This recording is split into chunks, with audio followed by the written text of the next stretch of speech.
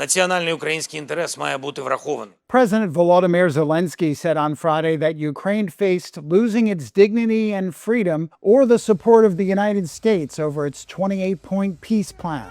The U.S. plan endorses key Russian demands, and President Donald Trump told Fox News Radio that Ukraine should agree to it by Thursday. Now is one of the most difficult moments in our history. Now the pressure on Ukraine is one of the most difficult. Now Ukraine may find itself facing a very difficult choice. Either the loss of dignity or the risk of losing a key partner. Either the difficult 28 points or an extremely difficult winter, the most difficult and further risks. Two sources who spoke to Reuters on the condition of anonymity said the U.S. threatened to cut off intelligence sharing and weapons supplies for Ukraine if it does not accept the deal. A senior U.S. official later said it was not accurate to say the U.S. threatened to withhold intelligence. The White House did not immediately respond to a request for comment. Meanwhile, Zelensky spoke to European leaders who continue to back him strongly. Here's EU Foreign Policy Chief Kaja Kallas. We are supportive of any plan that brings about just and lasting peace. As for the peace plan we understand that President Zelensky has been presented with, we have always said that any peace plan to work, it has to be with Ukraine and with the Europeans on board. Three sources later told Reuters that Ukraine was working on a counter-proposal to the 28-point plan with Britain, France, and Germany. Yaroslava Barbieri, a research fellow with the Ukraine Forum at Chatham House, called the current proposal a non-starter.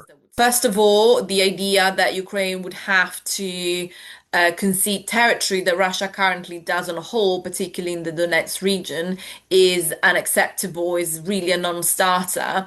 And it's important to remind audiences of the fact that Russia has not been able to occupy the entirety of the Donbass region, losing thousands of people for over 10 years now. As part of the arrangement, sanctions against Russia would be gradually lifted. Moscow would be invited back into the G8 group of industrialized countries, and frozen Russian assets would be pooled in an investment fund, with the United States being given some of the profits. Russian President Vladimir Putin expressed cautious optimism about the U.S. plan. We have this text. We received it through existing channels of communication with the U.S. administration. I believe it can be used as the basis of a final peaceful settlement, but it has not been discussed with us in detail. And I can guess why. The